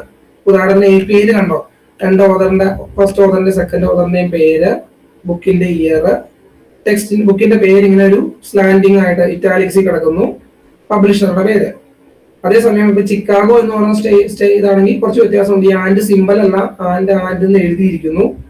അതുപോലെ തന്നെ പബ്ലിഷറുടെ പേര് കഴിഞ്ഞിട്ടാണ് ഇയർ. MLA സ്റ്റൈൽ ആണെങ്കിൽ വേറെ രീതി എന്ന് വെച്ചാൽ കുറച്ച് സൈറ്റേഷൻ സ്റ്റൈലുകളാണ്. നമ്മളൊക്കെ സാധാരണ സയൻസുകാരൊക്കെ സാധാരണ ഉപയോഗിക്കുന്ന APAയോ ഹാർവാർഡ് അതൊക്കെയാണ് അധികം ഉപയോഗിക്കുന്നത്. MLA എന്നൊക്കെ പറയുന്നത് ലാംഗ്വേജുകാർ ഉപയോഗിക്കുന്നതാണ്. നമ്മൾ സാധാരണ APA ആണ് അധികം ഉപയോഗിക്കുന്നത്. അതോടെ നിൽക്കട്ടെ, ഞാൻ പറഞ്ഞ അങ്ങനെ ഒരു കൺസെപ്റ്റ് ഉണ്ട് ഈ സൈറ്റേഷൻ സ്റ്റൈൽ എന്ന് പറഞ്ഞുകൊണ്ട്. അതായത് എങ്ങനെയാണ് ഈ സൈറ്റേഷൻ വരേണ്ടത്, ആദ്യം ആരുടെ ഇങ്ങനെ ഓതറുടെ പേരാണോ ആദ്യം, അല്ലെങ്കിൽ അങ്ങനെ ആ രീതിക്കുള്ള ഓർഡർ ഉണ്ടല്ലോ, ഇയർ ആണോ ആദ്യം വരേണ്ടത്, അല്ലെങ്കിൽ അങ്ങനെ അതിനാണ് സൈറ്റേഷൻ സ്റ്റൈൽ എന്ന് പറയുന്നത്. സയൻസിൽ നമ്മൾ അധികം ഉപയോഗിക്കുന്ന APA ആയിരിക്കും അധികം ഉപയോഗിക്കുന്നത്. ഇവിടെ വന്നിട്ട് നമ്മൾ ചെയ്യേണ്ടത് താഴെ കണ്ടോ ബിബ്ടെക് എന്ന് പറയുന്ന ഒരു സാധനത്തില് ക്ലിക്ക് ചെയ്യുക. അപ്പൊ നമുക്ക് ഇത് വേറെ വിൻഡോയിലേക്ക് പോകും. ഇവിടെ ഒന്ന് സെലക്ട് ചെയ്യുകയും വേണ്ട. ഈ മെനു വന്നു കഴിയുമ്പോൾ ഞാൻ ഒന്നുകൂടെ പറയാം, നമ്മളിവിടെ നമ്മുടെ ബുക്ക് കണ്ടുപിടിച്ചു, താഴെ സൈറ്റ് എന്ന് പറഞ്ഞ സാധനം എടുക്കുമ്പോൾ ഈ മെനു വരും, ഈ വിൻഡോ വരും. അതിൽ ബിബ്ടെക് എന്ന് പറഞ്ഞ സാധനം എടുത്തു കഴിഞ്ഞാൽ നമ്മളൊരു പുതിയൊരു ഓപ്പൺ ആയ പുതിയ സാധനത്തിലേക്ക് വരും. ഈ സാധനം മതി നമുക്ക്.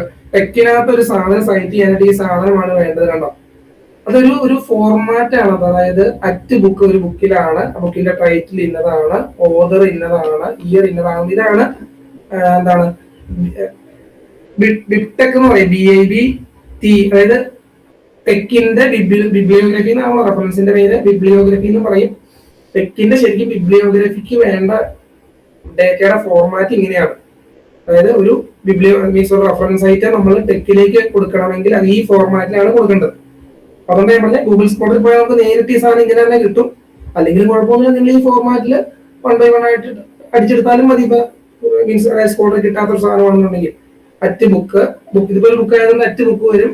പിന്നെ നിങ്ങൾ സയന്റിഫിക് ജേണലൊക്കെയാണ് നിങ്ങൾ പറയുന്നെങ്കിൽ അറ്റ് ആർട്ടിക്കിൾ എന്ന് പറഞ്ഞു വരും. അങ്ങനെ പല രീതിക്ക് അത് വരും. ഇത് നമ്മൾ കോപ്പി ചെയ്തെടുക്കുന്നു. എന്നിട്ട് ചെയ്യേണ്ടത് നമ്മൾ വീണ്ടും നമ്മുടെ ടെക്സ്റ്റ് സ്റ്റുഡിയോയിലേക്ക് വരുന്നു. ടെക്സ്റ്റ് സ്റ്റുഡിയോയിലേക്ക് വന്നിട്ട് നിങ്ങൾ ചെയ്യേണ്ടത് ഫയൽ എടുത്തിട്ട് ഒരു ന്യൂ ഫ്രം ടെംപ്ലേറ്റ് അല്ല, ചുമ്മാ ഫയൽ എടുത്തിട്ട് ന്യൂ കൊടുക്കുക. ന്യൂ കൊടുത്തിട്ട് സമയം കിടക്കുമ്പോൾ ഒരു പുതിയൊരു അൺടൈറ്റിൽഡ് ഓപ്പൺ ആയിട്ട് വരുമല്ലോ. ഫയൽ എടുത്ത് ന്യൂ കൊടുക്കുമ്പോൾ ഒരു അൺടൈറ്റിൽഡ് ഓപ്പൺ ആയിട്ട് വരും.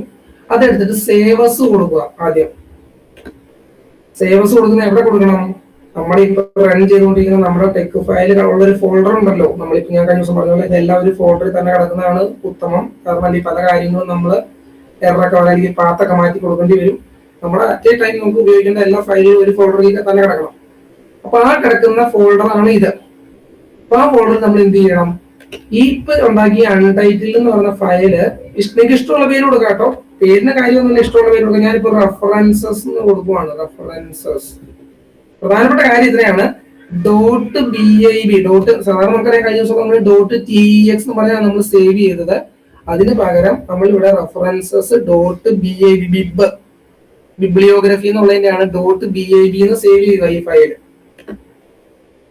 ഇപ്പൊ എന്റെ ഇതിന്റെ പേര് റെഫറൻസസ് പേര് നിങ്ങളുടെ ഇഷ്ടം .bib എന്നുള്ളതാണ് അതിനകത്ത് നമ്മൾ നോക്കണ്ടേ, ബിബ്ലിയോഗ്രഫിയുടെ ഫയലാണെന്നുള്ളത്. ഇത് നമ്മൾ ചെയ്യേണ്ടത് ഞാൻ നേരത്തെ കാണിച്ച സാധനം നമ്മളോട് കോപ്പി പേസ്റ്റ് ചെയ്ത് കൊണ്ട് വന്നിട്ടുണ്ടല്ലോ. കോപ്പി പേസ്റ്റ് ചെയ്തിട്ടുണ്ട് ഈ സാധനം നമ്മൾ ഈ ഇവിടെ കൊണ്ട് പേസ്റ്റ് ചെയ്യുക. ഈ ബിബ് ഫയലിൽ പേസ്റ്റ് ചെയ്യുക. ചുമ്മാ ഒന്നും നോക്കാനില്ല, എവിടെയെങ്കിലും കൺട്രോൾ പേസ്റ്റ് ചെയ്യുക, സേവ് ഞെക്കുക. ഇതിപ്പോ ഒരു റെഫറൻസ് ഉണ്ടെങ്കിൽ ഒരെണ്ണം, ഇനി നിങ്ങൾക്ക് രണ്ടാമത് റെഫറൻസ് ഉണ്ടെങ്കിൽ ഇതിന്റെ താഴെ അടുത്ത ലൈനായിട്ട് ഫോർ എക്സാമ്പിൾ നിങ്ങൾക്ക് രണ്ടാമത് മറ്റൊരു ബുക്ക് റെഫർ ചെയ്യാനുണ്ടെങ്കിൽ വീണ്ടും ഇതുപോലെ സെർച്ച് ചെയ്ത് വന്ന് ഇവിടെ ചെയ്യണം. ഫോർ എക്സാമ്പിൾ എനിക്ക് ഈ ബുക്ക് റെഫർ ചെയ്യണമെന്ന് ആയിരിക്കും ഒന്നാമത്തെ ബുക്ക്. അപ്പൊ അതിന്റെ സൈറ്റ് എടുക്കുന്നു, അതിന്റെ ബിബ്ടെക് എടുക്കുന്നു, അത് കോപ്പി പേസ്റ്റ് ചെയ്യുന്നു. Ctrl+C. ഇപ്പൊ ഈ കണ്ട ഞാൻ ഉണ്ടാക്കിയ റെഫറൻസസ് .bib എന്ന് പറയുന്ന ഫയലിലേക്ക് പേസ്റ്റ് ചെയ്യണം, സേവ് ചെയ്യുന്നു. ഇനി നമ്മൾ ചെയ്യേണ്ടത് ഇത് സേവ് ചെയ്തു.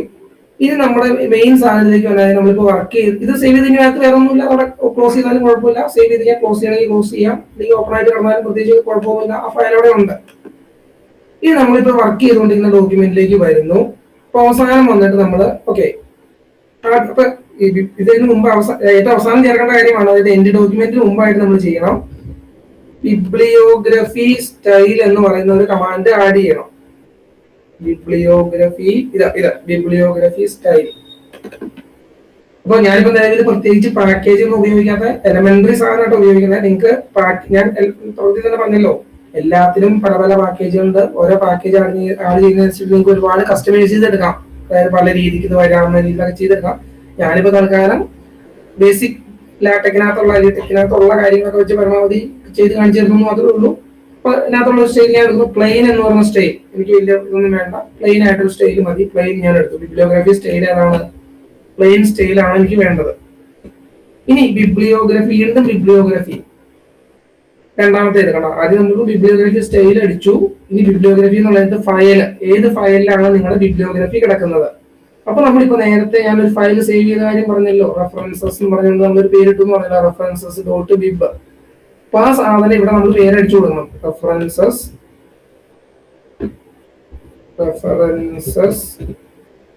.bib എന്നില്ലാതെ പിടിച്ചോളും. പക്ഷെ നമ്മളെ സെയിം ഫോൾഡറിൽ ആയിരിക്കണം എന്ന് മാത്രമേ ഉള്ളൂ. നമ്മൾ ഈ ബിബ് എന്ന് പറഞ്ഞ് അടിച്ചു വെച്ചിരിക്കുന്ന ഈ സാധനം സെയിം ഫോൾഡറിൽ അയച്ചാൽ മതി. അല്ലെങ്കിൽ അത് എറർ കാണിക്കാം, കണ്ടില്ല എന്ന് പറയും. അതിനകത്താണെന്നുണ്ടെങ്കിൽ പിടിച്ചോളും. എന്നിട്ട് ആദ്യം അതൊന്ന് കമ്പൈൽ ചെയ്യുക. ബിബ്ലിയോഗ്രഫി എന്ന് പറഞ്ഞ സാധനം ഒന്ന് ആഡ് ചെയ്തിട്ട് അത് നമ്മൾ കമ്പൈൽ ചെയ്യുക നമ്മുടെ ഫയൽ. അപ്പൊ കുറച്ച് കൂടുതൽ സമയം എടുക്കും അത് റൺ ചെയ്യാനായിട്ട്. കാരണം അതിങ്ങനെ 2-3 തവണയൊക്കെ റൺ ചെയ്യും. അത് ബിബ്ലിയോഗ്രഫി കണ്ടുപിടിച്ച് അത് എന്തൊക്കെയുണ്ടെന്ന് നോക്കി, കുഴപ്പമുണ്ടോ എന്നൊക്കെ നോക്കി ചിലപ്പോൾ 2-3 തവണയൊക്കെ റൺ ചെയ്യും. അടുത്ത ആളുകൾ വീണ്ടും അതിങ്ങനെ റിപ്പീറ്റഡ് ആയിട്ട് വരും. കണ്ടോ, എന്തൊക്കെയോ കണ്ടില്ല, എന്തൊക്കെയോ കണ്ടു എന്നൊക്കെ പറഞ്ഞ് ഇങ്ങനെ 2-3 തവണയൊക്കെ റണ്ണായി നമ്മളത് പറയേണ്ട അവസാനം വന്ന് നിൽക്കും. ഇപ്പൊ വീണ്ടും റണ്ണിങ് നടന്നുകൊണ്ടിരിക്കുകയാണ്, പ്രോസസ് സ്റ്റാർട്ട് ചെയ്യണം. ഇപ്പൊ ഫൈനൽ റണ്ണിങ് കഴിഞ്ഞു. അത് കഴിഞ്ഞപ്പോൾ നമ്മൾ എന്ത് ചെയ്യണം? നമ്മൾ അതിന് ശേഷം ഇപ്പൊ നമ്മൾ നോക്കിയാൽ അറിയാം, ഒന്നുകൂടെ ഒന്ന് കമ്പയർ ചെയ്യട്ടെ ഞാൻ.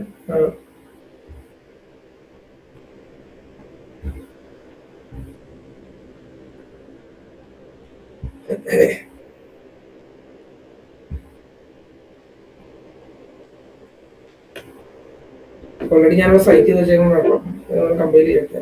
ഒരു മിനിറ്റ്. നിലവിലൊന്നും റെഫറൻസ് വല്ല കാണാനൊന്നും റെഫറൻസ് കോൾ ചെയ്തിട്ടില്ലല്ലോ. മീൻസ് ഞാനൊന്നും സൈറ്റ് ചെയ്ത് തുടങ്ങിയില്ല, ഫയൽ ആഡ് ചെയ്തേ ഉള്ളൂ. ഓൾറെഡി ഇവിടെ വന്നിരിക്കുന്നതിന്റെ കാരണം വേറെ ഒന്നും ഞാൻ രാവിലെ ചുമ്മാ എന്തോന്ന് എക്സാമ്പിൾ നോക്കിയപ്പോൾ അവിടെ ഞാൻ സൈറ്റേഷൻ കിടന്നുകൊണ്ട് വന്നേക്കുന്നതാണ്, അത് കളയാം.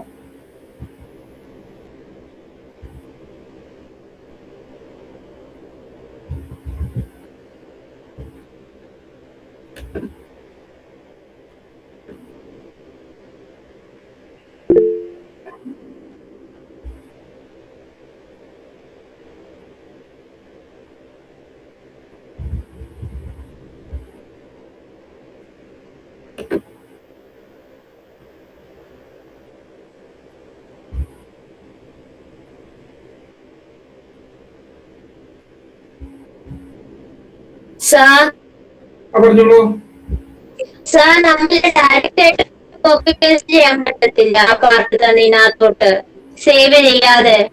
എന്തോ സാർ, നമുക്ക് സേവ് ചെയ്യാതെ ഡയറക്റ്റ് ആയിട്ട് അതിനകത്തോട്ട് കോപ്പി പേസ്റ്റ് ചെയ്യാൻ പറ്റുമോ? അല്ല, അതായത് രണ്ട് കാര്യമാണ്. ഇപ്പം ഇതിനൊരു ഓൾട്ടർനേറ്റീവ് ഒരു പ്രൊസീജിയർ എന്ന് പറയുന്നത് നമ്മൾ ഇതിനകത്ത് ഈ നിങ്ങൾ പറഞ്ഞതുപോലെ ബിഗ് ബൈറ്റ് എന്ന് പറഞ്ഞ മോഡ് കോപ്പി പേസ്റ്റ് ചെയ്യുന്ന ഒരു പരിപാടി ഉണ്ട്.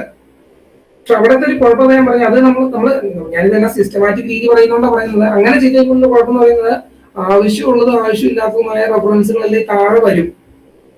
ശരിക്കും പറഞ്ഞാൽ അങ്ങനെ വരാൻ പാടില്ല. നമ്മൾ യൂസ് ചെയ്യുന്ന റെഫറൻസുകൾ മാത്രമേ താഴെ വരാവുള്ളൂ. ശരിക്കും അതായത് മുകളിൽ എവിടെയെങ്കിലും നമ്മൾ സൈറ്റ് ചെയ്യുന്ന ഞാൻ കാണിച്ചുതരാം, സൈറ്റ് ചെയ്ത റെഫറൻസുകൾ മാത്രമേ താഴെ വരാവുള്ളൂ എന്നുള്ളതാണ് ഇതിന്റെ സങ്കല്പം. അപ്പൊ ഈ അങ്ങനെ നമ്മൾ മാനുവൽ മെത്തേഡിൽ ഇതിനകത്ത് ഇതിന് പകരം ബിഗിൻ ദ ബിബ്ലിയോഗ്രഫി എന്ന് പറഞ്ഞുകൊണ്ട് നമ്മളിവിടെ ഐറ്റം എന്ന് പറഞ്ഞിങ്ങനെ അങ്ങനെ ലിസ്റ്റ് ചെയ്ത് കൊടുക്കാൻ പറ്റും. അങ്ങനെ ഓപ്ഷൻ ഉണ്ട്.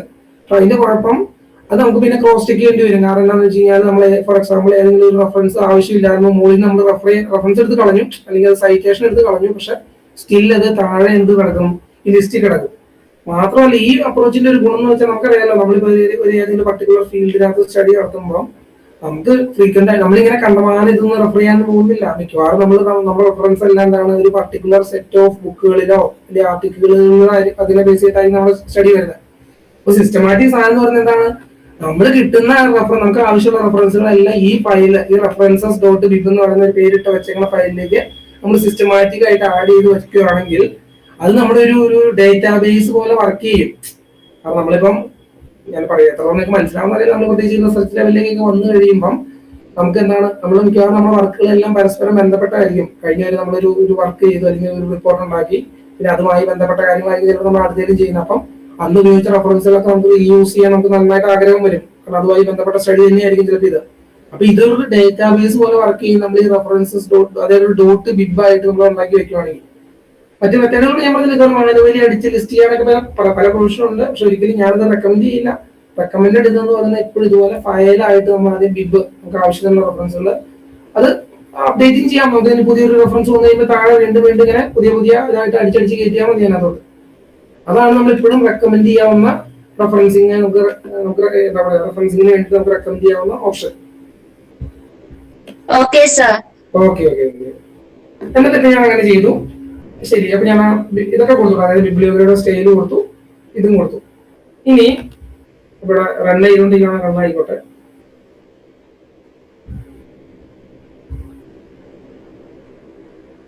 ഇപ്പൊ കണ്ടോ, റെഫറൻസ് മാത്രമേ ഉള്ളൂ, ഒന്നും വന്നിട്ടില്ല. കാരണം ഒന്നും വരില്ല, കാരണം ഞാൻ ഇത് ഫയൽ ആഡ് ചെയ്തെന്ന് മാത്രമേ ഉള്ളൂ, സ്റ്റേജ് ഇല്ലാന്ന് പറഞ്ഞുള്ളൂ. ഞാൻ ഒരിടത്ത് സൈറ്റ് ചെയ്തില്ല. അതാണ് ഇതിന്റെ അഡ്വാൻറ്റേജ്. നമുക്ക് എന്ത് വേണം, ഈ റെഫറൻസിന്റെ ഈ ഫയലിൽ ഒരുപാട് ബുക്കുകളും ടെക്സ്റ്റുകളും നമ്മൾ ആഡ് ചെയ്യും. പക്ഷെ എല്ലാം നമ്മൾ ഇവിടെ തെളിഞ്ഞു വരേണ്ട ആവശ്യമില്ല. നമ്മളൊരു ഈ സ്റ്റഡിയിൽ ഞാൻ കോൾ ചെയ്ത അല്ലെങ്കിൽ ഞാൻ യൂസ് ചെയ്ത റെഫറൻസ് മാത്രമാണ് ഇവിടെ റെഫറൻസ് ആയിട്ട് വരാൻ നമ്മൾ ആഗ്രഹിക്കുള്ളൂ, അതേ വരാൻ പാടുള്ളൂ. നിലവിൽ ഞാൻ ഒന്നും കോൾ ചെയ്തിട്ടില്ല, ഒന്നും വന്നിട്ടില്ല. അപ്പൊ അങ്ങനെ ഇരിക്കുമ്പോൾ ഞാൻ എന്ത് ചെയ്തു, we are going to use the Pythagoras theorem. അപ്പൊ ഇത്രയും കാര്യങ്ങൾ ഞാൻ ബാക്ക്ഗ്രൗണ്ട് ചെയ്തു. ബിബ്ലിയോഗ്രഫി സ്റ്റൈല് പ്ലെയിൻ തൽക്കാലം ഞാൻ സിംപ്ലിസിറ്റിക്കാൻ പ്ലെയിൻ എന്ന് പറയുവാണ്. പ്ലെയിൻ ഉപയോഗിച്ചു. ബിബ്ലിയോഗ്രഫിയുടെ ഫയൽ എന്ന് പറയുന്നത് റെഫറൻസ് എന്ന് പേരിട്ടിരിക്കുന്ന ഞാൻ പേരിട്ടിരിക്കുന്ന ഫയലിലാണ് എന്റെ ബിബ്ലിയോഗ്രഫി ഒക്കെ കിടക്കുന്നത്. We are going to use the Pythagoras theorem എന്ന് പറഞ്ഞിട്ട് നമ്മൾ എന്ത് ചെയ്യും, അത് ഞാൻ പറഞ്ഞത് എങ്ങനെ ബ്രാക്കറ്റിലാണോ ബ്രാക്കറ്റിലല്ലയോ എന്നുള്ളതൊക്കെ നമ്മുടെ എന്താണ് നമ്മൾ ഇത് യൂസ് ചെയ്യാൻ പോകുന്ന സ്ഥലത്ത് ജേണലാണ് അല്ലെങ്കിൽ ടെക്സ്റ്റ് ബുക്കാണ് എന്താണെന്നൊക്കെ അതുപോലെ ഇരിക്കും നമ്മുടെ സ്റ്റൈൽ എന്താണെന്നുള്ളത്. ഇനി അതിനുള്ള കമാൻഡ് ഇത്രേ ഉള്ളൂ, സൈറ്റ് കൊടുക്കുമ്പോൾ തന്നെ കണ്ടോ നിലവിൽ ആ റെഫറൻസ് എന്ന് പറയുന്നത്. അപ്പൊ നിങ്ങളൊരു കാര്യം ശ്രദ്ധിച്ചെന്ന് എനിക്കറിയില്ല, നമ്മളൊരു കീവേഡോട് കൂടിയാണ് കൊടുക്കുന്നത്. ഈ റെഫറൻസ് കൊടുക്കുമ്പോൾ ആ റെഫറൻസിന്റെ ഫയൽ നിങ്ങൾ നോക്കിയാൽ അറിയാം, ഇത് കീവേഡ് വരുന്നുണ്ട് കണ്ടോ. അറ്റ് ബുക്ക് എന്ന് കഴിഞ്ഞിട്ട് ആദ്യം ഈ വരുന്ന സാധനം ശരിക്കും പറഞ്ഞാൽ ഒരു കീവേഡ് അത് നിങ്ങൾക്ക് മാറ്റി കൊടുക്കാം. അത് വേറെ ഒന്നുമല്ല, ആ കീ വെച്ചിട്ടാണ് നമ്മൾ ഇനി ഈ ഐറ്റത്തിനെ സൈറ്റ് ചെയ്യാൻ പോകുന്നത്. അല്ലാണ്ട് ഇത് ഫുൾ ലെങ്ത് ഇത് മുടം കൂടെ നമുക്ക് സൈറ്റ് ചെയ്യാൻ പറ്റില്ല. അതായത് ഈ ഇന്ന ഐറ്റം എന്ന് പറഞ്ഞാൽ ഉദ്ദേശിക്കുന്നത് യൂണീക്ക് ആയിട്ടൊരു കീവേഡ് ആണ്. ഇപ്പൊ അത് നമ്മൾ പലപ്പോഴും നമുക്ക് അത് ചുമ്മാ 1 2 3 കൊടുക്കരുത് കീവേഡ്. കാരണം എന്താണെന്ന് വെച്ച് കഴിഞ്ഞാല് പെട്ടെന്ന് ആ കീവേഡ് കാണുമ്പോൾ നമുക്ക് മനസ്സിലാവണം. ഇതിപ്പോ എന്താ നോക്കി കണ്ടോ, നമുക്ക് കാണുമ്പോൾ മനസ്സിലാവും ഇത് ഗുപ്തയുടെ 2020 ഫണ്ടമെന്റൽസ് എന്ന് പറഞ്ഞ ബുക്കാണ്. ഇത് പറഞ്ഞതിന് പ്രാധാന്യമുണ്ട്. നിങ്ങൾക്ക് ഇപ്പൊ ഇവിടെ 2 ബുക്കേ ഉള്ളൂ. 2 ബുക്ക് എന്നുള്ളത് 200 ബുക്ക് ആവും. നിങ്ങൾ കുറച്ച് മീൻസ് നല്ലൊരു സീരിയസ് സ്റ്റഡിയിലേക്കൊക്കെ വന്നു കഴിഞ്ഞാൽ നിങ്ങൾ ചിലപ്പോൾ 200 റെഫറൻസുകൾ കാണും. അപ്പൊ ചിലപ്പോൾ പലതും എന്താണ് ഒരേ ഓഥറിന്റെ പല ബുക്കുകൾ കാണും, അങ്ങനെ പല പല ഇതുണ്ടാവും. അപ്പം കൃത്യമായിട്ട് വേർതിരിച്ചറിയാവുന്ന രീതിയിൽ നിങ്ങൾ പരമാവധി അങ്ങനെ കീവേഡ്സ് കൊടുക്കുക.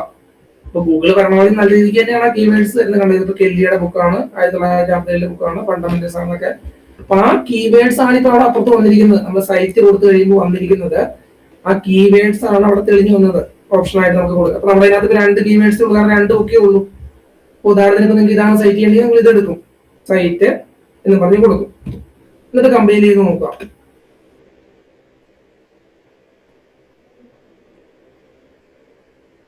കുറച്ച് സമയം പിടിക്കും. ബിബ്ലിയോഗ്രഫി വന്നു കഴിയുമ്പോൾ കമ്പൈലേഷൻ കുറച്ച് സമയം പിടിക്കും. കാരണം അതിങ്ങനെ എല്ലാം ക്രോസ് ചെക്ക് ചെയ്യാണല്ലോ. ഈ ബിബ്ലിയോഗ്രഫി ഇതൊക്കെ ആയിട്ട് ക്രോസ് ചെക്ക് ചെയ്യാനുള്ളത് 2-3 തവണയൊക്കെ റൺ ആവും. നമ്മൾ താഴെ നോക്കി അറിയാനുള്ളത് 2-3 തവണയൊക്കെ റണ്ണായി എന്തൊക്കെയോ തീയുമ്പോഴൊക്കെ വരും. പക്ഷെ ഒന്നും കുഴപ്പമൊന്നുമില്ല. അവസാനം എന്തായാലും സാധനം എക്സിറ്റ് നോർമലിലേക്ക് നിങ്ങൾ കണ്ടോ. In our study we are going to use the Pythagoras theorem. പക്ഷെ ഞാനിപ്പോ ഏറ്റവും സിമ്പിൾ മോസ്റ്റ് റെഫറൻസിങ് സ്കീമാണ്. അതായത് റെഫറൻസിന്റെ നമ്പർ ഇവിടെ കൊടുത്താൽ മതി. നമ്മുടെ താഴത്തെ റെഫറൻസ് ലിസ്റ്റിനകത്തെ നമ്മുടെ റെഫറൻസ് എത്രാമതായിട്ടാണ് വന്നതിനുള്ള നമ്പർ കൊടുക്കുന്ന അങ്ങനെ ഒരു സ്കീമുണ്ട്. ആ സ്കീമാണ് ഞാൻ ഉപയോഗിക്കാൻ ഇവിടെ ബിബ്ലിയോഗ്രഫി പ്ലെയിൻ എന്ന് കൊടുത്തത്. ഇതിന് നിങ്ങൾക്ക് ഇങ്ങനെ പല അഡ്വാൻസ്ഡ് രീതിയിലേക്ക് ഇത് മാറ്റാം. അതായത് ഉദാഹരണം ഇവിടെ ഞാൻ നേരത്തെ പറഞ്ഞ ഇവിടെ ഗുപ്ത ആൻഡ് കപൂർ എന്ന് ഇവിടെ വന്നെന്നുണ്ടെങ്കിൽ ഓർഡർ ഇയർ എന്ന് പറയും. ഗുപ്ത ആൻഡ് കപൂർ 2020 വന്നെന്നുണ്ടെങ്കിൽ അങ്ങനെ കൊടുക്കാം. പക്ഷെ അങ്ങനെ കൊടുക്കണമെങ്കിൽ നിങ്ങൾ എന്ത് ചെയ്യണമെന്ന് വെച്ചാൽ പാക്കേജുകൾ ഉപയോഗിക്കണം. ഉദാഹരണത്തിന് യൂസ് പാക്കേജ് എന്ന് പറഞ്ഞിട്ട് ഇപ്പൊ നാറ്റ് ബിബ് ഇതിനു വേണ്ടി ഉപയോഗിക്കുന്ന വളരെ പോപ്പുലർ ആയിട്ടുള്ള ഒരു പാക്കേജാണ് നാറ്റ് ബിബ് എന്ന് പറയും. NATBIB. അപ്പൊ അത് ഞാൻ പറഞ്ഞല്ലോ, നിങ്ങൾ വേറെ ഒന്നുമല്ല, ഗൂഗിൾ നിങ്ങൾക്ക് തന്നെ ChatGPT ഗൂഗിളോ how to use natbib എന്ന് യൂസ് ചെയ്യാം. അതിനകത്ത് എന്തെല്ലാം സ്കീമുണ്ട്, എന്തെല്ലാം രീതിയിൽ ചെയ്യാം, അങ്ങനെയൊക്കെ പറഞ്ഞുകൊണ്ട് അതിന്റെ എല്ലാ കാര്യങ്ങളും നിങ്ങൾക്ക് കിട്ടും. ഇന്നത്തെ കാലത്ത് ഇപ്പോൾ ഒരു കാര്യം പഠിക്കണമെന്ന് വിചാരിച്ചാൽ ആർക്കും ഒരു ബുദ്ധിമുട്ടൊന്നുമില്ല. ഞാനിപ്പോ തൽക്കാലം അതൊന്നും യൂസ് ചെയ്തില്ല. എലമെന്ററി ആയിട്ട് ഇതിനകത്തുള്ള ഇത് വെച്ച് തന്നെ എങ്ങനെ ചെയ്തു മാത്രമേ ഉള്ളൂ. ഫോർ എക്സാമ്പിൾ ഇനി അടുത്ത ലൈനിൽ എന്ത് ചെയ്യണം, എനിക്ക് അത് 2ാമത്തെ ബുക്ക് സൈറ്റ് എന്ന് അറിയാം. We also used. അപ്പൊ അടുത്ത സൈറ്റ്, അടുത്ത ബുക്ക് കെല്ലി. അത് വീണ്ടും നമ്മൾ കമ്പൈൽ ചെയ്യുന്നു.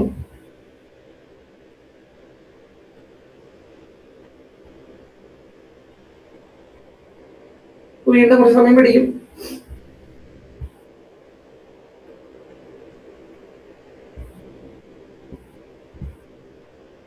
വി ഓൾസോ ഓട്ടോമാറ്റിക്കലി അത് 2ാമത്തെ എൻട്രി ആയിട്ട് അത് വന്നു. അതിവിടെ സൈറ്റും ചെയ്തു. വി ഓൾസോ യൂസ്ഡ് 2 എന്നുള്ളതാണ് അതിന്റെ സീരിയൽ നമ്പർ, അതുകൊണ്ട് 2 എന്ന് വന്നു. ഞാൻ നേരത്തെ പറഞ്ഞാൽ നിങ്ങൾക്ക് എന്ത് ചെയ്യാം, ഇപ്പൊ ഇതിന് പകരം യൂസ് പാക്കേജ്, പിന്നെ നാറ്റ്ബിബ് പോലുള്ള ഉപയോഗിക്കാം. യൂസ് പാക്കേജ്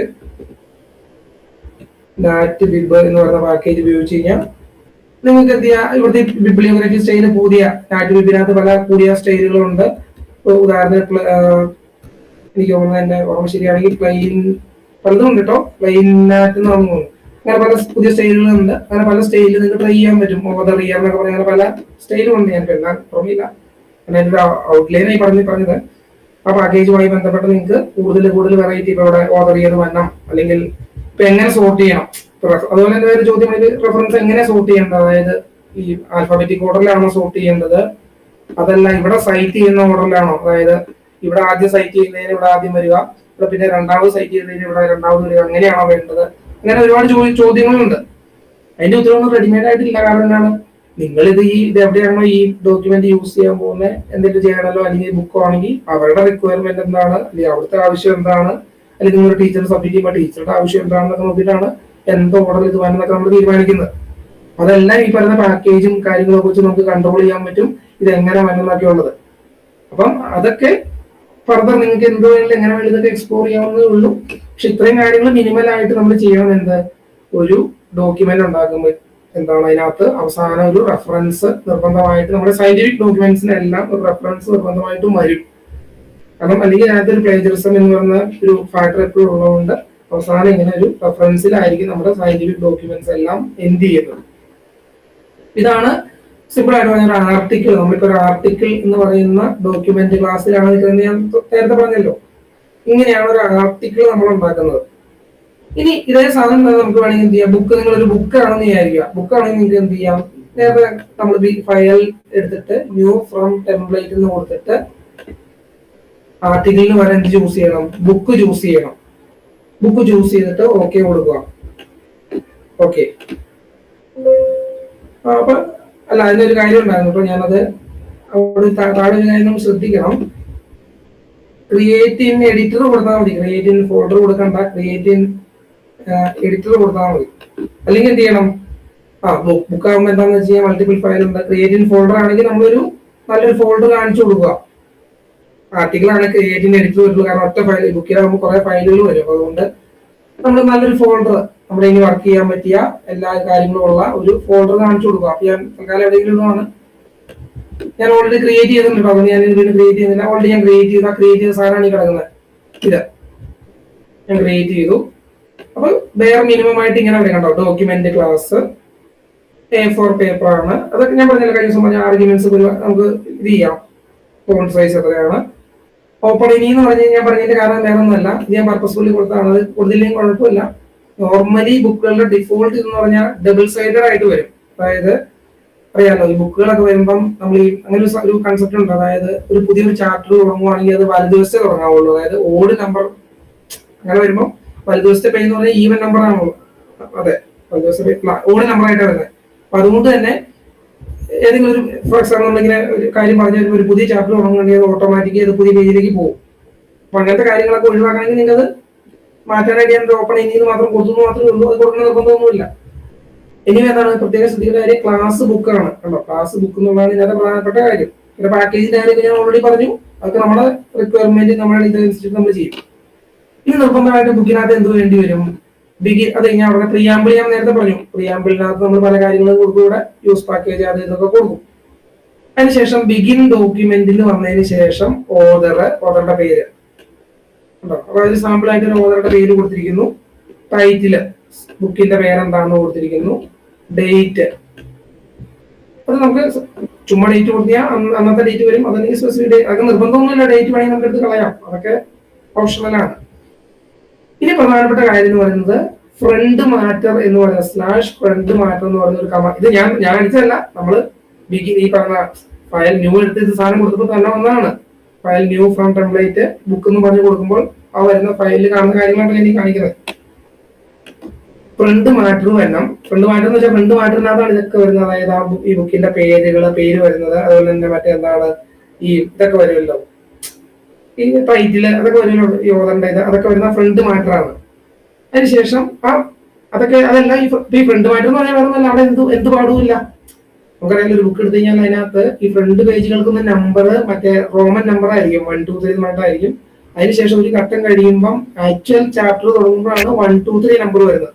അപ്പൊ ആ നമ്പറിങ് മെയിൻറ്റെയിൻ ചെയ്യാൻ വേണ്ടിയാണ് നമ്മളിവിടെ /ഫ്രണ്ട് മാറ്റർ കൊടുക്കുന്നത്. ഫ്രണ്ട് മാറ്ററിനകത്ത് താഴത്തേക്ക് പിന്നെ എന്ത് ചെയ്യണം, മേക്ക് ടൈറ്റിൽ വരുത്തണം. ടേബിൾ ഓഫ് കണ്ടന്റ്സ് നിങ്ങൾക്ക് വേണമെങ്കിൽ, അതായത് നമുക്കറിയാലോ ചാപ്റ്റർ ലിസ്റ്റ് കൊടുക്കും നമ്മൾ, ചാപ്റ്റർ ലിസ്റ്റ്, അതാണ് ടേബിൾ ഓഫ് കണ്ടന്റ്സ് എന്ന് പറഞ്ഞാൽ അതിന്റെ ഇത് കൊടുക്കും.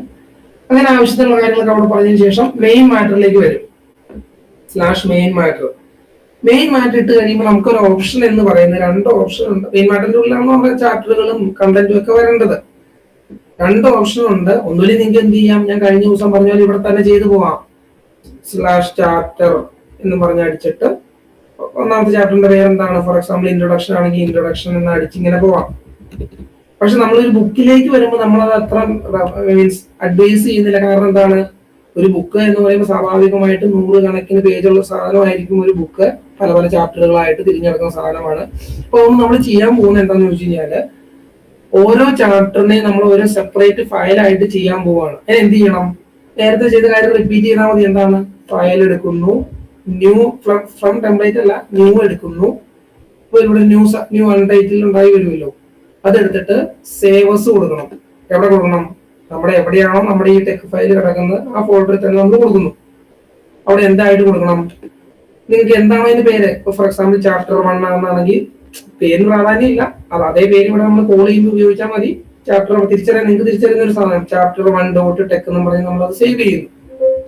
യെസ്, അപ്പൊ ഇപ്പൊ നോക്കിയാൽ എന്റെ ചാപ്റ്റർ 1.ടെക് എന്ന് പറയുന്ന സാധനം ഞാൻ സേവ് ചെയ്തു. എന്നിട്ട് എന്ത് ചെയ്യാം, ചാപ്റ്റർ 1ന്റെ കാര്യങ്ങളൊക്കെ ഇതിനകത്ത് നമ്മൾ ഇങ്ങനെ അടിക്കും. ഈ ഫയലിൽ ചാപ്റ്റർ 1.ടെക്കിനകത്ത് സവയുടെ തുറന്ന് എങ്ങനെയാണ് ചാപ്റ്റർ എന്ന് പറഞ്ഞുകൊണ്ട് തുടങ്ങണം. ചാപ്റ്ററിന്റെ പേര് ഇൻട്രൊഡക്ഷൻ ചാപ്റ്റർ ആണ്. അതിന്റെ മാറ്ററൊക്കെ നമ്മൾ അടിക്കുന്നു, അടിച്ചു വെക്കുന്നു, അത് സേവ് ചെയ്യുന്നു.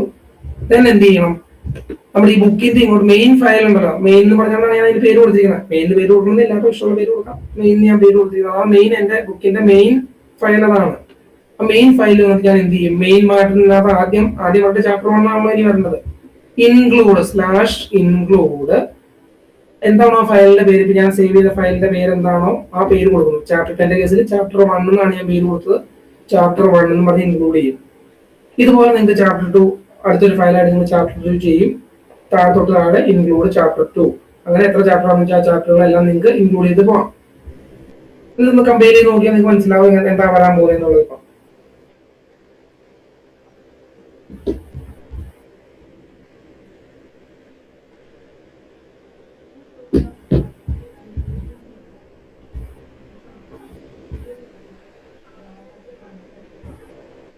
സിമ്പിൾ ബുക്ക് നമുക്ക് ഫ്രണ്ട് മാറ്റർ വന്നോളൂ. സിമ്പിൾ ബുക്ക് എക്സാമ്പിൾ, ഓതറുടെ പേര്, ഡേറ്റ്.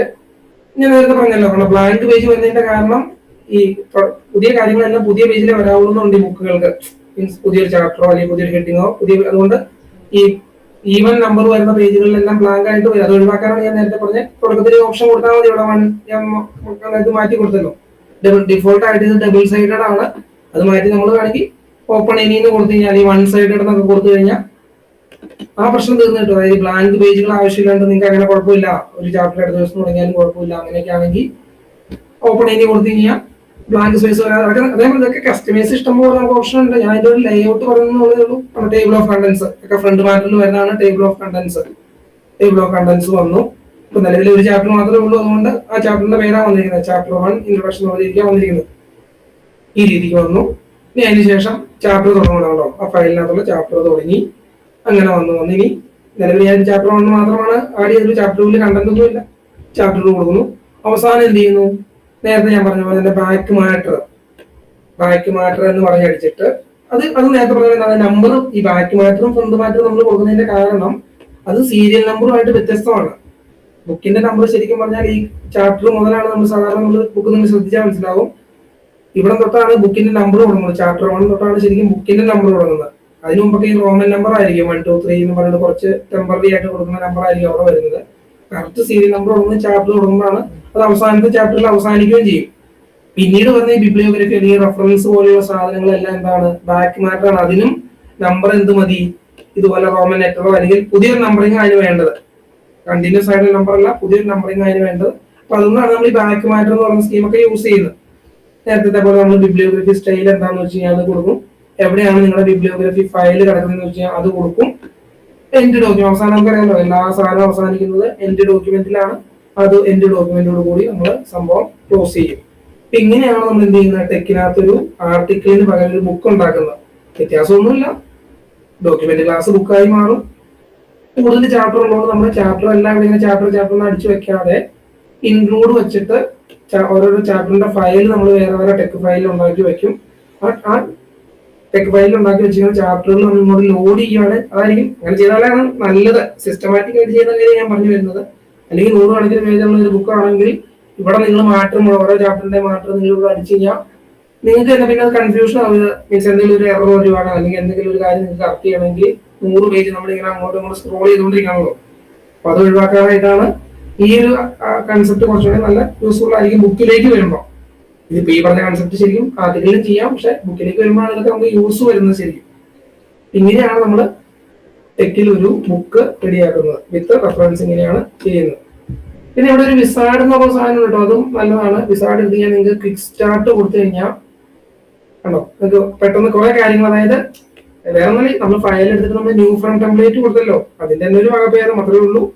ഫോർ എക്സാമ്പിൾ നിങ്ങൾക്ക് ഒരു ബുക്ക് തുടങ്ങുകയാണെന്നുണ്ടെങ്കിൽ ഡോക്യുമെന്റ് ക്ലാസ് ബുക്ക് സൈസ് എത്രയാണ്, A4 പേപ്പർ ആണോ, ഫോണ്ട് എൻകോഡിങ് ഏതാ വേണ്ടത്, ലാംഗ്വേജ് ഏതാണ്, ഓതറിന്റെ പേര്, ടൈറ്റിലൊക്കെ കൊടുത്തു കഴിഞ്ഞാൽ അത്യാവശ്യം കുറെ കാര്യങ്ങൾ ഫില്ല് ചെയ്തിട്ടുള്ള ഒരു ബ്ലാങ്ക് ആയിട്ടുള്ള നമ്മൾ നേരത്തെ കണ്ടുപോലത്തെ ഒരു സാധനം തുടങ്ങി തരും. അത് ഓക്കെ വേണം, ഒരു ബ്ലാങ്ക് ബുക്കിലുള്ള സാധനം നമുക്ക് തുടങ്ങി തരും. അത് നമ്മൾ നേരത്തെ എഴുതിയ ഫയൽ എടുത്തിട്ട് സേവസ് കൊടുത്താൽ നമുക്ക് ഇഷ്ടമുള്ള പേരിട്ട് ഈ ഫയല് സേവ് ചെയ്യണം. അപ്പൊ ഗുണം എന്താ വെച്ചാൽ വേറെ ഒന്നല്ല, നമുക്ക് ആവശ്യം വരുമെന്ന് പ്രതീക്ഷിക്കുന്ന കുറെ പാക്കേജ് അത് ഓൾറെഡി ലോഡ് ചെയ്ത് തരും. അങ്ങനെ ചെയ്താൽ ഒരു ഗുണമാണ്. ആവശ്യം നമുക്ക് യൂസ് വരുമെന്ന് പ്രതീക്ഷിക്കുന്ന കുറെ പാക്കേജുകളും കാര്യങ്ങളൊക്കെ അത് ലോഡ് ചെയ്ത് തരുന്നുള്ളതാണ്. അങ്ങനെ വിസാർഡായിട്ട് തുടങ്ങി കഴിഞ്ഞാൽ ഇവിടെ വിസാർഡിൽ പോയിട്ട് ക്വിക്ക് സ്റ്റാർട്ട് നമ്മൾ വിസാർഡായിട്ട് തുടങ്ങുകയാണെങ്കിൽ നമ്മൾ ചൂസ് ചെയ്യുന്ന ഡോക്യുമെന്റ് ക്ലാസ് അനുസരിച്ചിട്ട് അത്യാവശ്യം വേണ്ടി വരുന്ന പാക്കേജ്, അതുപോലെ ഇവിടെ ഓപ്ഷനുണ്ട്. ഏതെല്ലാം പാക്കേജ് ഉണ്ടോ ടിക്ക് ചെയ്തിട്ട് കൊടുക്കാം, ഏതെല്ലാം പാക്കേജുകൾ നമുക്ക് ആവശ്യം വരും. അതുപോലെ തന്നെ പേജിന്റെ സൈസും വിട്ടും ഒക്കെ നമുക്ക് കുറച്ചുകൂടെ കൺട്രോൾ ചെയ്തതാണെങ്കിൽ ചെയ്യാൻ പറ്റും വിസാർഡ് വഴി പോയി കഴിഞ്ഞാൽ. അപ്പൊ അതാണ്, അങ്ങനെയാണ് നമ്മളത് ചെയ്യുന്നത്.